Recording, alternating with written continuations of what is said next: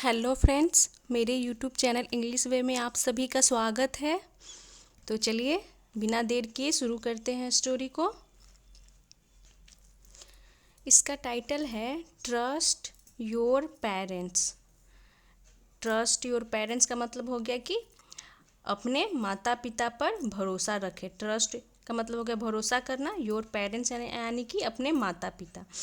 तो trust your parents का मतलब हो गया कि अपने माता पिता पर भरोसा रखें या फिर विश्वास रखें। जब ये स्टोरी पढ़ेंगे तो इसका मतलब समझ में आएगा कि क्या क्यों ऐसा टाइटल दिया गया था। A lion king wanted his son to learn good skills and be a good ruler. When he grew up. A lion यानी कि एक शेर, राजा। वांटेड यानी चाहता था, तो वांट का यहाँ पास्ट हो गया वांटेड। हिट सन यानी कि अपने बेटे को। टू लर्न यानी सिखाना, तो टू यहाँ इन्फिनिटिव का काम कर रहा है। गुड स्किल्स यानी कि अच्छी, बोल सकते अच्छा हुनर सिखाना चाहता था अपने बेटे को। एंड बी और बनाना, बी यानी कि बनना। अ गुड रूलर एक अच्छा रूलर यानी शासक। वेन ही ग्रू अप यानी कि जब वो, ही ग्रू अप दिखा रहा है कि जब वो बड़ा हो तो वो एक अच्छा शासक बने। तो पूरा का मतलब हो गया कि एक शेर राजा चाहता था अपने बेटे को अच्छा हुनर सिखाना और एक अच्छा शासक बनाना जब वो बड़ा हो। तो यहाँ पे ग्रो का पास्ट हो गया ग्रू। ही यहाँ पे प्रोनाउन हो गया जो कि उसके बेटे के लिए यूज किया गया है।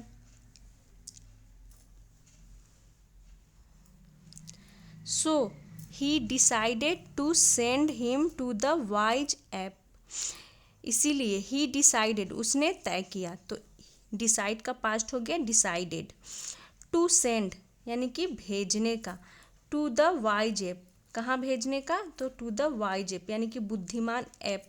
ऐप का मतलब हो गया लंगूर, या फिर बोल सकते हैं कि बानर जाति के, मतलब वो अपने समुदाय में जो भी जंगल में था वाइज ऐप लंगूर, उसके पास भेजने का उसने डिसीजन लिया। डिसाइड किया यानी कि तय किया कि वो अपने बेटे को भेजेगा। तो यहाँ पे टू सेंड यानी कि भेजने के लिए, तो यहाँ पे सेंड यानी भेजना की फर्स्ट फॉर्म है सेंड। हाउएवर हालांकि the cub pleaded, father I do not want to live this comfortable life and go. हालांकि द कब, कब का मतलब हो गया कि शेर के बच्चे को, शावक को कब बोलते हैं। प्लीडेड यानी विनती की। फादर यानी कि पिताजी। I do not want to live यानी कि आई डू नॉट वांट मैं नहीं चाहता हूँ। टू लिव, लिव यानी कि छोड़ना जाना। दिस कंफर्टेबल लाइफ एंड गो यानी कि इस आरामदायक जीवन को, एंड गो यानी कि मैं इस आरामदायक जीवन को छोड़ करके नहीं जाना चाहता हूँ। किसने बोला, तो शावक ने, शेर के बच्चे ने। शेर चाहता था कि उसका बच्चा जाए और एक अच्छा शासक बने और अच्छी स्किल्स सीखे यानी कि हुनर सीखे। लेकिन जो उसका बच्चा था शावक, वो नहीं चाहता था, मतलब कंफर्टेबल लाइफ छोड़ करके वो नहीं जाना चाहता था। ये हो गया। और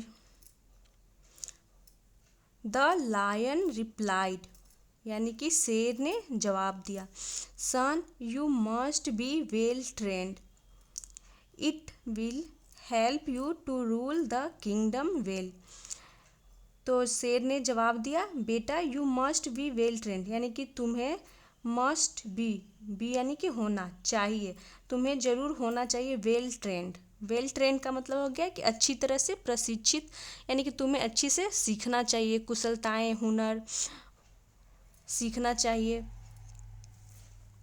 इट विल हेल्प यू यानी कि यह हेल्प करेगा, मदद करेगा। यू यानी कि तुम्हें। टू रूल यानी कि शासन करने में। द किंगडम यानी कि राज्य में शासन करने में मदद करेगा। वेल यानी कि अच्छी तरीके से शासन करने में ये तुम्हारी मदद करेगा।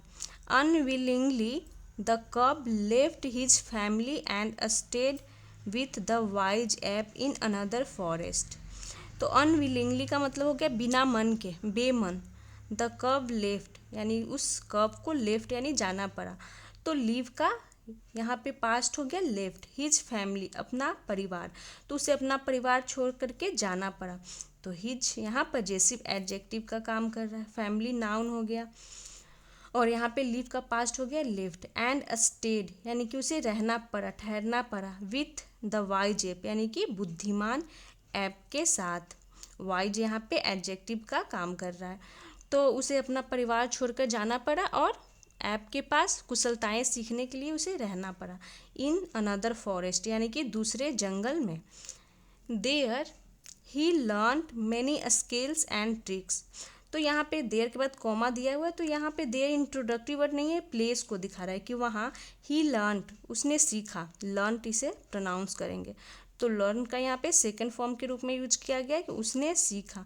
मैनी स्किल्स, यानी कि कई कुशलताएं, हुनर्स। एंड ट्रिक्स, ट्रिक्स का मतलब हो गया तरकीबें, उसने कई कुशलताएं और तरकीबें सीखी। 5 years लेटर, यानी कि 5 साल बाद। An enemy pride of lions attacked the lion king's forest. तो एक एन इनेमी प्राइड, यानी कि एक दुश्मनों का, प्राइड का मतलब हो गया शेर के झुंड को प्राइड बोलते हैं। तो इनेमी प्राइड यानी कि दुश्मनों का झुंड, किसका, तो ऑफ लायन, शेरों का झुंड दुश्मन अटैक्ट कर दिया, यानी कि हमला कर दिया। शेर का झुंड उस पर हमला कर दिया, अटैक्ट किस पे, तो द लायन किंग्स फॉरेस्ट, यानी कि जो शेर राजा था उसके जंगल पे। द लायन किंग्स फॉरेस्ट, यानी कि जंगल का जो राजा था शेर, उसके जंगल पे। A message was sent, a message यानी कि एक संदेश, वाज सेंट भेजा गया। तो यहाँ पे वाज के साथ सेंट थर्ड फॉर्म में है। सेंट का सेकेंड फॉर्म और थर्ड फॉर्म सेंट ही होती है, लेकिन यहाँ पे थर्ड फॉर्म के रूप में है, सेकेंड फॉर्म के रूप में नहीं है, क्योंकि ये सेंटेंस पास्ट इंडिफिनिट की पैसिव वॉइस में है और पैसिव में हम थर्ड फॉर्म का यूज करते हैं।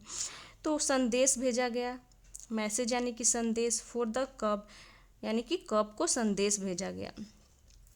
The well trained cub came back to help his father.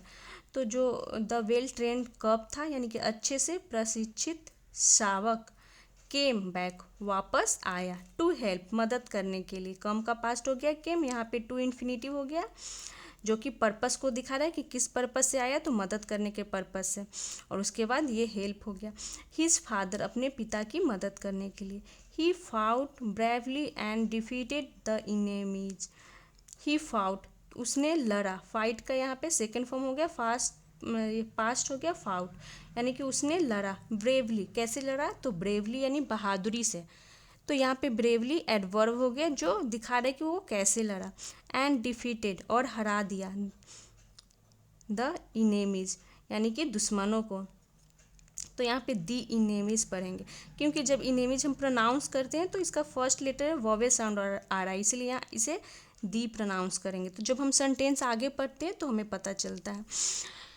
तो उसने अपने दुश्मनों को हरा दिया। The proud lion hugged him with tears in his eyes. तो यहाँ पे हो गया कि the proud lion, proud lion का मतलब हो गया गर्वित शेर, गर्वित जो कि गर्व महसूस कर रहा था। ऐसा प्राउड का मतलब घमंडी भी होता है और गर्व भी होता है। तो यहाँ पे प्राउड का मतलब है गर्वित, क्योंकि उसका बेटा दुश्मनों से लड़ा और उसे हरा दिया, तो गर्वित ही होगा लायन। तो गर्वित शेर हग्ड हिम, उसे हग्ड किया यानी गले से लगा लिया।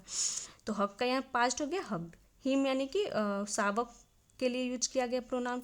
With tears in his eyes, यानी कि जिसकी आँखों में, जिसके टीयर्स यानी कि आंसू थे, इन हिज आइज, उसके आँखों में।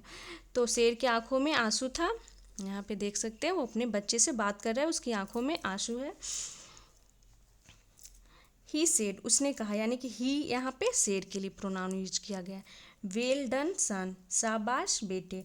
But never misunderstand your parents, लेकिन नेवर यानी कभी नहीं, मिसअंडरस्टैंड यानी कि गलत समझना। मिसअंडरस्टैंड का मतलब हो गया गलत समझना, यानी कभी गलत नहीं समझना योर पेरेंट्स, अपने माता पिता को। Parents have to take tough decisions for their children's good, यानी कि यहाँ पे था पेरेंट्स हैव टू टेक, यानी कि माता पिता को हैव टू यानी कि कुछ मजबूरी को दिखाता है कि यहाँ पे ऐसा करना पड़ता है, उनकी मजबूरी है माता पिता की मजबूरी है कि करना पड़ता है। तो पेरेंट्स हैव टू टेक यानी कि लेना पड़ता है, टफ डिसीजन यानी कि कठिन फैसले, फॉर देयर चिल्ड्रंस गुड यानी कि अपने बच्चों की भलाई के लिए। तो गुड का मतलब यहाँ हो गया कि चिल्ड्रंस गुड यानी बच्चे के भलाई के लिए, पेरेंट्स को कठिन डिसीजन लेना पड़ता है उनके भलाई के लिए, ये हो गया मतलब। The cub apologised to his father for mistaking his motive. तो जो शावक था उसने माफ़ी मांगी, अपोलोजाइज्ड यानी माफ़ी मांगी, किससे? तो टू हिज फादर, अपने पिता से। किस लिए? तो फॉर मिस्टेकिंग हिज मोटिव यानी कि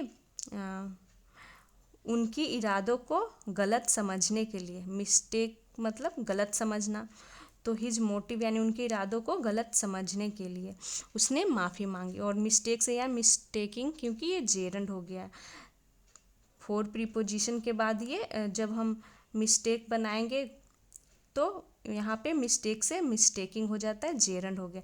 प्रीपोजिशन के बाद जो आईएनजी दिखता है वो जेरंड फॉर्म होता है। तो ये थी आज की शॉर्ट स्टोरी। मिलते हैं नेक्स्ट वीडियो में। Thanks for watching.